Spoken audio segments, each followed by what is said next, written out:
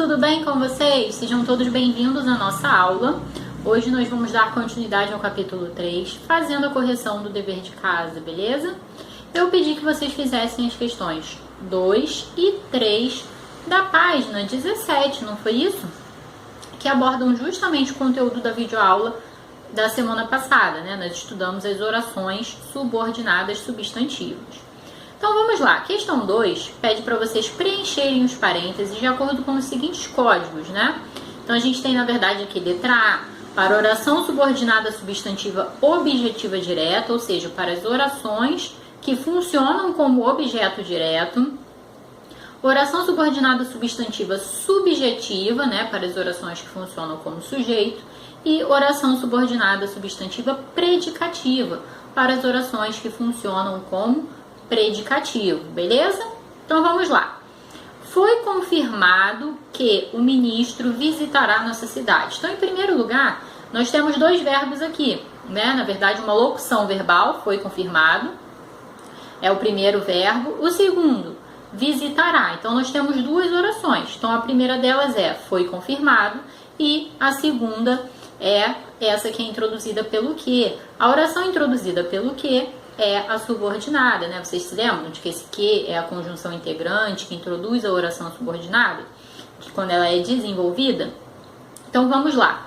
Que o ministro visitará a nossa cidade foi confirmado, né? Ou seja, toda essa oração, que o ministro visitará a nossa cidade, funciona como sujeito, né? Se a gente substituir essa oração por isto, ó, isto foi confirmado.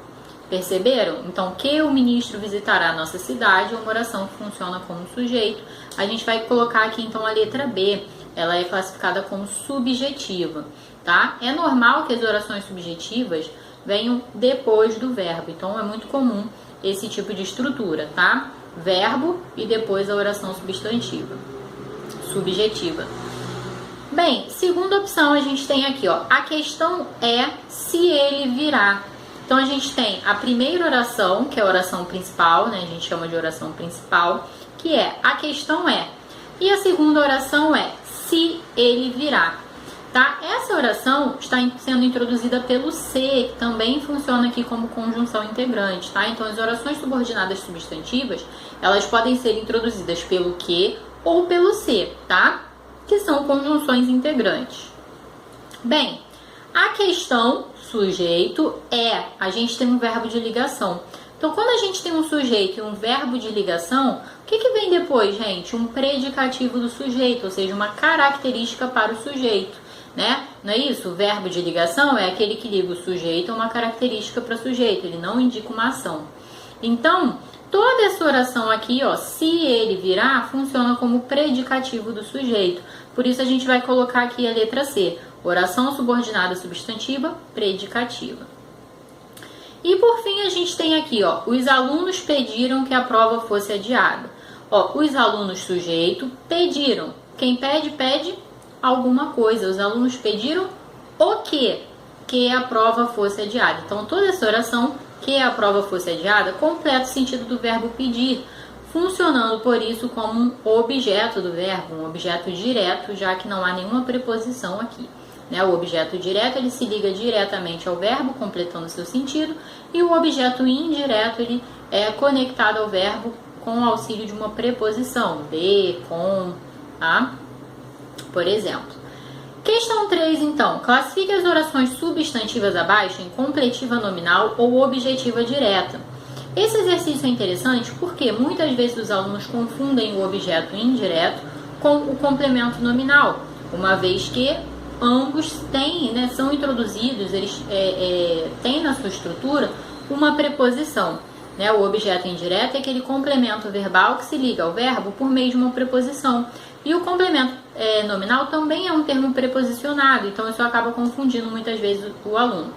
Mas a chave para a gente entender a diferença entre o complemento nominal e o objeto indireto é perceber se aquele termo preposicionado está completando o sentido de um nome ou de um verbo. E aí não tem erro. Então vamos lá, ó. Aqui na letra A a gente tem a seguinte oração, ó. Aqui ninguém duvida de que marmota existe. Olha essa oração, ó. De que marmota existe. ela está completando o sentido de qual palavra na oração principal? Duvida. Duvida não é um verbo? Duvida é um verbo, ó. Aqui, ninguém, sujeito, duvida. Quem duvida, duvida de alguma coisa. Então, se ela está completando o sentido de um verbo, essa oração vai ser objetiva e indireta. Letra B.